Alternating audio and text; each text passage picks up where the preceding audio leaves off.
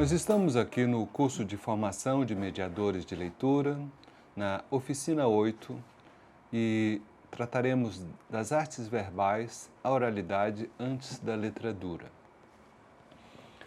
O principal tema dessa oficina é para a gente olhar para essa situação em que o padrão do que é considerado literatura está na fonte escrita, nos livros que vêm sendo impressos desde há muito, particularmente na era Gutenberg para cá, e hoje, mais recentemente, nos e-books ou outras formas, PDFs, livros que estejam disponíveis na internet.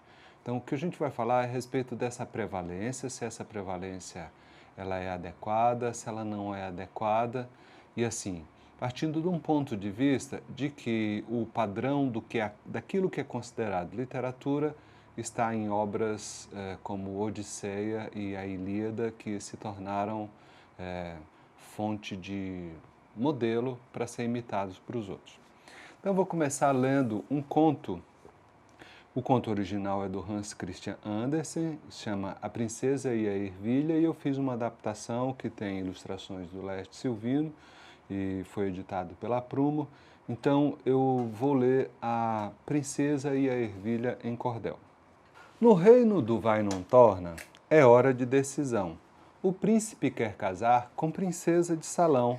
Para difícil escolha, parte ele em missão.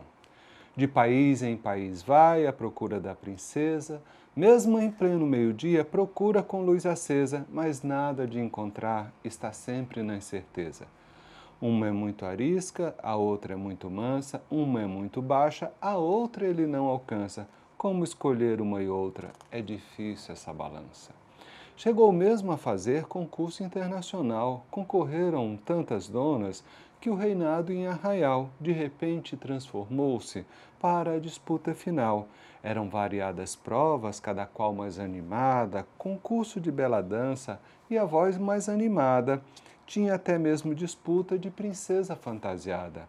Todas iam a uma casa para passarem um mês. Seria a vencedora, a princesa mais cortês, que mostrasse princesice quando fosse a sua vez. Mas todo aquele concurso e nadinha resultava. Uma princesa grunhia, a outra à noite roncava, uma terceira bebia e uma quarta se coçava. E o Big Brother Princesa mobilizou a nação, com todo mundo assistindo pela tal televisão, mas essa ideia esquisita gerou grande confusão. As princesas em combate revelaram-se brutais, cada qual a mais ferozes que animais. Então o príncipe disse: agora não quero mais. A rainha recolheu-se e o rei ficou bem mudo. Sem a princesa escolhida, foi um Deus nos acuda, e o príncipe tristonho precisava de ajuda. Uma noite, muita chuva, fazia um aguaceiro, quando ouviram um toque-toque na porta daquele reino. O rei foi ver quem era, que batia tão certeiro. De lá, do lado de fora, a moça disse assim: sou uma princesa em viagem, veio essa chuva ruim, agora preciso de abrigo, tenhais vós dó de mim. Ela estava bem molhada, com os cabelos escorridos, e um vestido acabado, e que parecia puído, os sapatos pura lama e as meias descosidas. A rainha em seus botões duvidou da princesice, daquela descabelada, toda cheia de imundície, e arquitetou um plano, parecia peraltice. Empilhou 20 colchões macios, que maravilha, e mais 20 edredons de penas mais que macias, mas debaixo do primeiro colocou ela uma ervilha.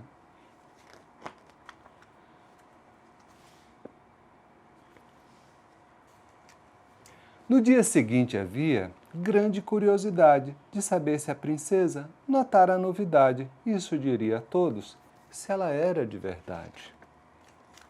Lá vinha a visitante, toda malamanhada. Perguntaram-lhe de pronto, como quem não quer nada: que tal foi vossa dormida? Você parece cansada. Não sei, respondeu ela, com uma cara de enfado. Não pude pregar o olho, apesar do acolchoado. Havia algo sob as mantas que fazia uma lombada. Com isso cessou a dúvida da rainha no momento, era uma real princesa que estava ali à frente, só uma princesa de fato perceberia a semente. A moça passou no teste da sensível realeza, fizeram muita festa, um carnaval de Veneza, com uma escola de samba, caprichosos de princesa. Eu também fui a tal festa de casamento real, onde serviram doces de gosto fenomenal. Eu até trouxe uma porção dentro do meu embornal, mas quando vinha descendo a serra de Itapebuçu, eu levei um escorregão e quebrei o mucumbu, e os doces se espalharam pelo chão de norte a sul. E essa é a história da princesa e a ervilha em cordel, que eu reescrevi do conto original do Andersen e que foi ilustrado pelo Laerte Silvino. O que eu quero demonstrar com isso? Que a princesa e a ervilha é um dos primeiros contos do dinamarquês Hans Christian Andersen e ela foi publicada inicialmente em 1835. Que a gente tem, por exemplo, a obra completa do Andersen, né? Então, a Princesa e a Ervilha está lá e ela refletia os contos populares que ele resgatou, né, lá no país dele, na Dinamarca ou em outros países europeus, isso circulava por lá. Tá? Então, como é que a gente vê isso? A Princesa e a Ervilha em Cordel, que está no conto do Andersen e que eu adaptei para o cordel, né? Então, ela está numa esteira de uma tradição em que os brasileiros fazem adaptação de versos de histórias dessa natureza. O Andersen, ele escreveu algumas histórias. Então, por exemplo, vamos olhar uma filiação assim. Andersen, Leandro Gomes de Barros, Ariano Suassuna. A última parte do conto O Cavalo que Defecava Dinheiro, né, tem uma parte lá que uma das pessoas, o compadre pobre, joga o duque serra abaixo, joga o compadre fazendeiro serra abaixo. Então, no conto do Andersen, o Klaus Grande, o Klaus Pequeno, o Nicolau Grande e Nicolau Pequeno, há uma parte lá em que a pessoa que está na condição de mais pobre engana aquele que é o suposto mais rico. No Cavalo que Defecava Dinheiro, do Leandro Gomes de Barros, o compadre pobre utiliza do mesmo artifício, né, para enganar o fazendeiro rico. E olha só, eu não tenho certeza, por exemplo, se o Leandro Gomes de Barros colheu esse pedaço do conto do Andersen ou se ele terá colhido de uma outra fonte da oralidade. É isso que eu quero mostrar. E aí, o que faz o Ariano Suassuna lá na década de 50? Ele pega esse mesmo fio narrativo e utiliza para criar um personagem que é um gato maravilhoso que descome dinheiro, nas palavras dele, em O Alto da Compadecida, e a anedota continua válida. Tá? Então, assim, o que eu quero dizer é que a tradição oral ela é muito forte e ela antecede a essa tradição da escrita. Vamos fazer uma pequena viagem assim, por exemplo, e também investigando por que essa tradição oral foi relegada. Há sociedades em que a escrita tem se desenvolvido nos séculos mais recentes. Há línguas que muito recentemente receberam uma versão escrita. Provavelmente não tem um aparato editorial, escritores que escrevem processos editoriais de produção, distribuição e consumo. Então vamos falar, por exemplo, do nigeriano Chinua Achebe, nascido em 1930 na Nigéria e morto em 2013 em Boston. Então, ele é um romancista, um poeta, um crítico literário, um dos autores africanos mais conhecidos do século XX. Ele escrevia em inglês e ele repete na língua inglesa termos em Igbo, né, ou Igbo, que é uma das 521 línguas da Nigéria, né? Esse número de 521 línguas inclui 510 vivas, línguas vivas, 2 que são segundas línguas sem falantes nativos e 9 línguas extintas. Em algumas regiões da Nigéria, grupos étnicos falam mais de uma língua. Então, o que faz o Chinua Achebe? Ele usa o Igbo, né, que é uma língua falada por entre 20 e 25 milhões de pessoas, especialmente na região sudeste, no que era conhecido como África. E ele usa a notação em inglês, e quando, por exemplo, a gente traduz o Chinua para português, essa notação fica em português e em Igbo, né? Então, assim, essa foi uma maneira que o Chinua Achebe encontrou de mostrar que existem outras línguas que não só essas predominantes no Ocidente, né? Quando a gente olha para a própria história do Brasil, para falar do apagamento dessas línguas, né? Então, mais de 3 milhões e 600 mil africanos foram transportados à força para o Brasil no processo de escravização, né? Então, mesmo não sendo possível a gente dizer um número preciso de quantas línguas, né, é certo que daquela região de onde foram assaltados, roubados e extraídos os africanos, havia entre 200 e 300 línguas. E uma pequena parcela do conjunto linguístico que conta com mais de 2.000 línguas, segundo o inventário mais recente. Então, assim, entre 200 a 300 línguas terão entrado no Brasil e em outros países, nos Estados Unidos, né, em todos os países que praticaram o tráfico. E essas línguas, elas foram, do ponto de vista da sua expressão, das suas histórias, a maior parte delas foi apagada, né? Então, assim, há 500 anos a gente tinha, agora falando não só dos africanos, daqueles povos tradicionais residentes no Brasil, mais ou menos 1.500 línguas faladas. Então, e após a chegada dos europeus, elas acabaram sendo assassinadas, massacradas com os que os falavam e foram extinguidas gradativamente. Hoje o país conta com apenas 181 línguas indígenas. Por que eu estou falando das línguas? Porque uma língua não são palavras isoladas. Eu não vou dizer assim que nós falamos tupi-guarani porque usamos esta ou aquela expressão, ou que nós falamos alguma das línguas africanas porque usamos esta ou aquela expressão. O mais importante é o conhecimento que essas línguas transmitem e especialmente o conhecimento vindo por intermédio das histórias, que é o nosso tema aqui na Oficina de Formação de Mediadores de Leitura. Segundo a pesquisadora Beth Mindlin, quase todos os povos indígenas brasileiros, por exemplo, contam preciosas histórias sobre a origem do fogo. É certo que todos os povos têm mitos, os mais distintos mitos. A respeito do fogo, do mito do fogo, não há uma pesquisa exaustiva. Então, muitos relatam incêndios em que teriam destruído a terra, assim como há histórias de inundação e dilúvios que exterminaram a humanidade, né? O que é o mito? Do ponto de vista da ciência, da antropologia ou da ciência da religião, o Mircea Eliade diz que o mito é uma narrativa tradicional sobre o passado e que frequentemente inclui elementos religiosos e fantásticos. Muitas pessoas ficam assim, isso é mito, isso é história, isso é mito, isso é história, ou isso é mito, isso é conto. Essa não é uma situação que a gente consiga resolver. Os mitos, muitas vezes, eles descrevem as façanhas de deuses, de seres sobrenaturais ou heróis que têm poderes suficientes para se transfigurar em animais e para executar outras proezas extraordinárias, nada distinto do que a gente encontra num conto fantástico. Os antropólogos passaram muito tempo tentando diferenciar mito de história, mas a história pode exercer as mesmas funções do mito e os dois tipos de narrativa sobre o passado algumas vezes se confundem. E onde é que está a desigualdade perante a literatura? A desigualdade está que os mitos gregos, que foram escritos e disseminados há séculos no Ocidente, são tidos como fonte para tragédias e dramas. Eles são valorizados literariamente. Há mesmo chegar a haver dicionários de mitos literários em que esses mitos gregos, depois trazidos pelos romanos e no diálogo de um e outro, que hoje um e outro se confundem, às vezes com nomes distintos, isso é tido como um valor literário, tá? E os mitos dos povos tradicionais, seja da América, da Austrália, da África, são considerados apenas histórias, entende isso? Então, assim, há uma discrepância, enquanto eu vou dizer que é a fonte da literatura, o outro é apenas histórias, é coisa de pessoas sem letramento, né?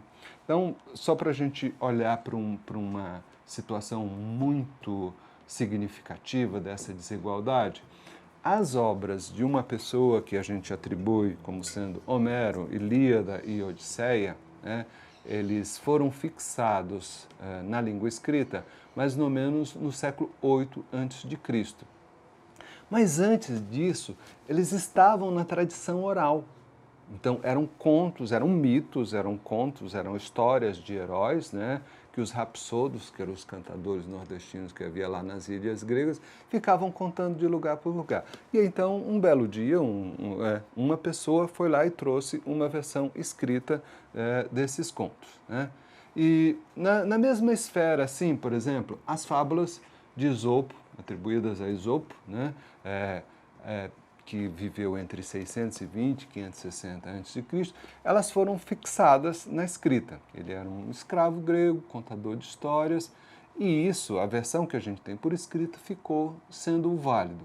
Mas a gente esquece que, muito provavelmente, o Esopo colheu isso de fontes orais. Tá? Então, assim, de onde vêm as histórias? É essa a questão. Boa parte das histórias, por exemplo, na tradição europeia que o Andersen trouxe para nós, o Andersen, os irmãos Grimm, etc., ela veio da oralidade. Na Alemanha, em determinado momento, os irmãos Grimm estavam sob o suplício do Napoleão e eles queriam mostrar, digamos assim, a força dos alemães, e eles foram lá e colheram na oralidade essas histórias, essas fábulas, né, esses contos fantásticos, trouxeram para uma versão escrita, publicaram, e isso ficou sendo um padrão, uma força moral, mais do que uma força linguística e narrativa, uma força moral. A mesma coisa não se pode dizer da tradição africana, porque lá não houve essa situação. Todos os colonizadores foram lá e arrancaram histórias de lá, mas não deixaram isso como a força de alguma daquelas centenas de milhares de línguas. E aí o que aconteceu, por exemplo, quando isso vem para o Brasil? A tradição dos povos que residiam no Brasil antes da chegada do colonizador e dos povos africanos que foram trazidos para cá, ela, de alguma maneira sistemática, foram apagadas, essas histórias, esses mitos, e aí se reside isso é só uma história, não tem o valor dessa oralidade europeia que foi transformada em livro, foi transcrita e é um padrão para a literatura. Tá?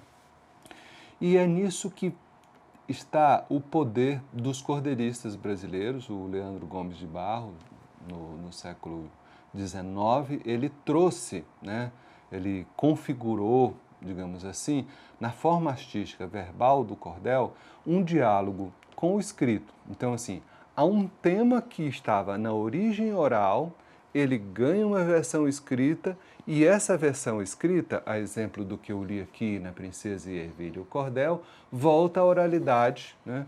Porque a gente volta a dizer esse poema em voz alta ou essa história em voz alta. Né? Então, por exemplo, há uma história europeia que envolve Carlos Magno. Carlos Magno viveu em torno de 800, né, a quase 900.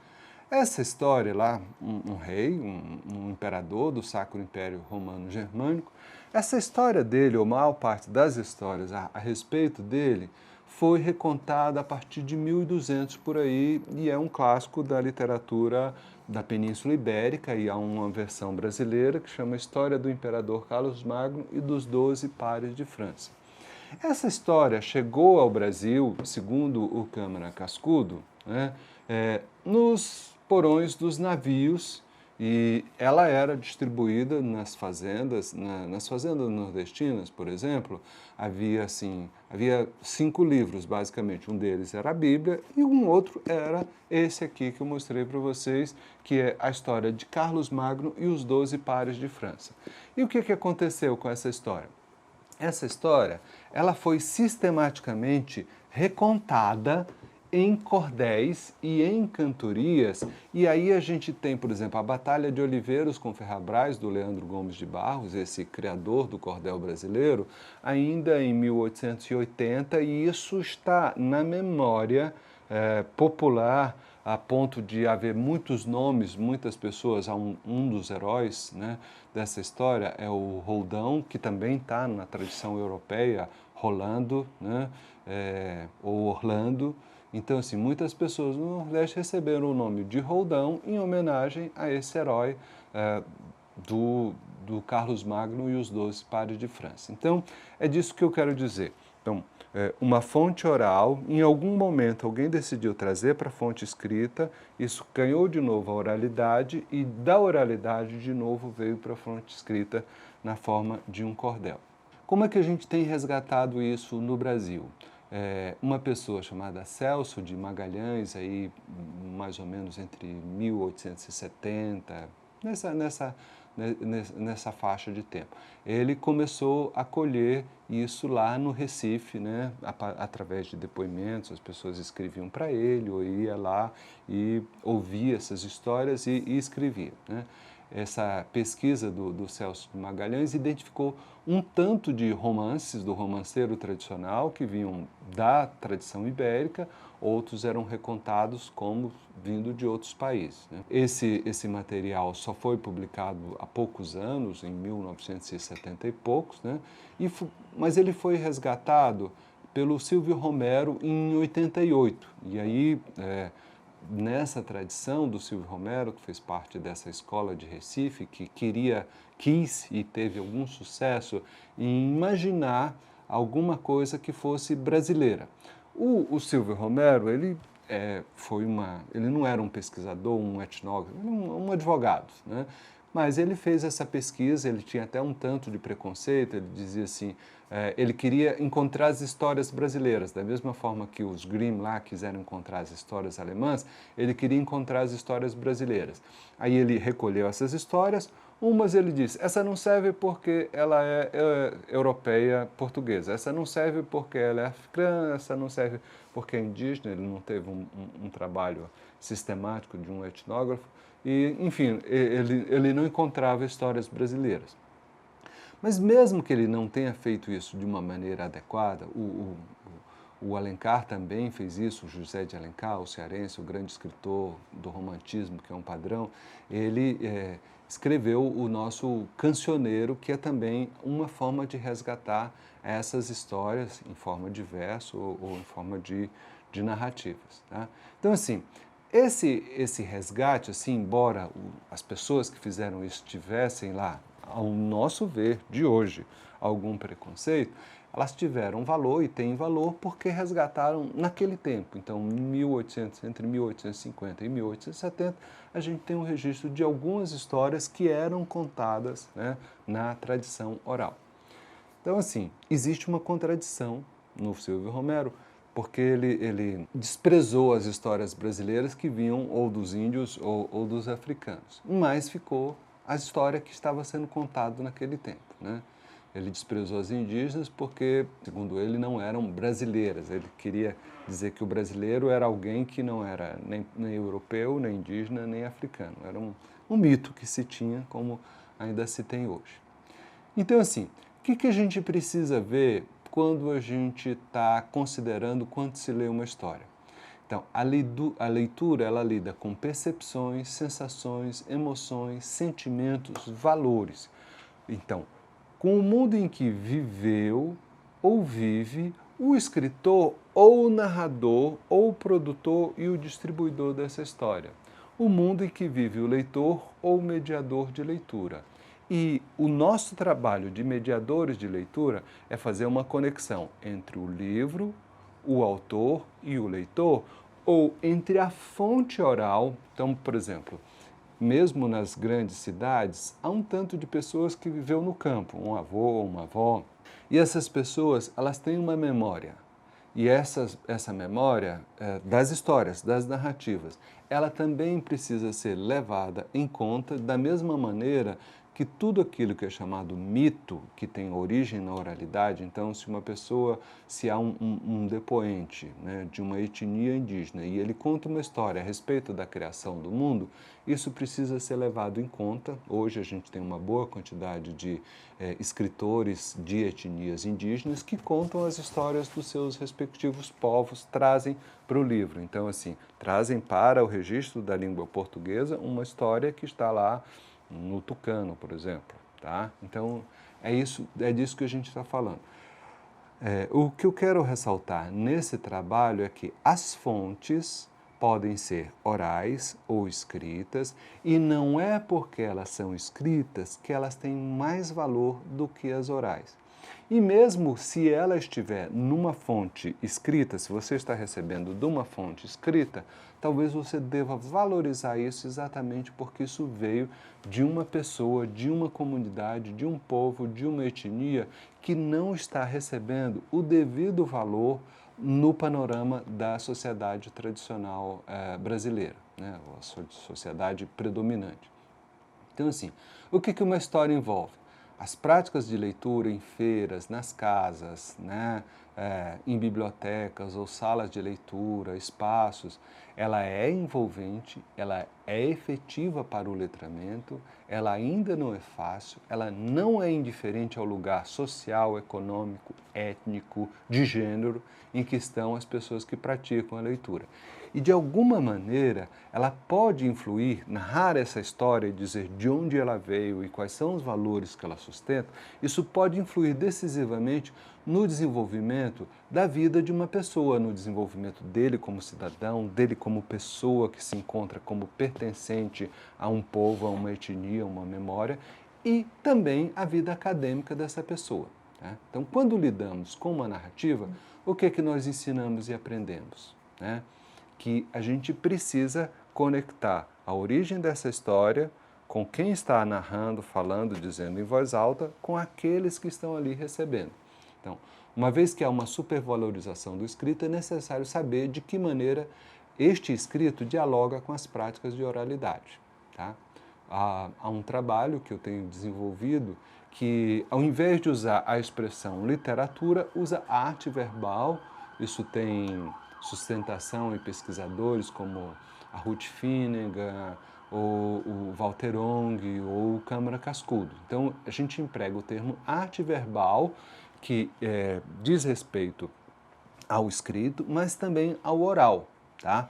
E aí a gente usa também formas artísticas verbais para tratar o discurso do folheto de cordel, porque o folheto de cordel ela é o máximo do diálogo em relação a essa situação. Ele reconhece uma fonte oral, ele escreveu, isso foi escrito, né? Tá aqui, tá em versos, e ele volta para a oralidade. Por que isso? Porque o cordel ele é feito para ser lido em voz alta. Essa é a ideia que eu quero trazer. Tá? Então, esse é o exame que eu quero fazer e trazer para vocês. Então, existem os contos maravilhosos, eles, alguma vez, eles estiveram na oralidade, eles foram trazidos para a letra escrita e hoje eles vêm de volta para o mundo da oralização. E é isso que eu quero falar a respeito da oralidade antes da letra dura. A letra dura é a letra escrita mesmo. E a palavra letra dura, essa expressão, é que trouxe a noção de literatura, que é litera, né, em latim, literatura. A letra dura é o que está escrito, né? Não é o que está, digamos assim, a oralidade seria a não letra dura, não é o que está escrito. Da gente poder valorizar a ancestralidade oral, histórias da tradição oral que estão presentes em praticamente todas as civilizações desde os tempos remotos e que continuam presentes na sociedade brasileira, como as histórias de Trancoso, que foram reunidas e publicadas em 1575 em Portugal, ganharam oralidade no interior do Nordeste brasileiro, por exemplo, que o Brasil nasceu lá no interior do Nordeste, a ponto de as pessoas não terem mais a noção de saber que uma história de Trancoso é de alguém chamado Trancoso que fez uma antologia de histórias orais. No Nordeste, a histórias de Trancoso é sinônimo às vezes de ficção, de lorota ou até de mentira. Aquilo lá é história de Trancoso, sendo que as histórias de Trancoso são as histórias maravilhosas reunidas por um português em 1500 e pouco, publicado em 1575, que chegaram para a tradição brasileira e que hoje estão na oralidade. E é isso que eu tenho a falar a respeito desse assunto e espero que vocês possam examinar e continuar a olhar para isso com uma valorização daquilo que vem da oralidade.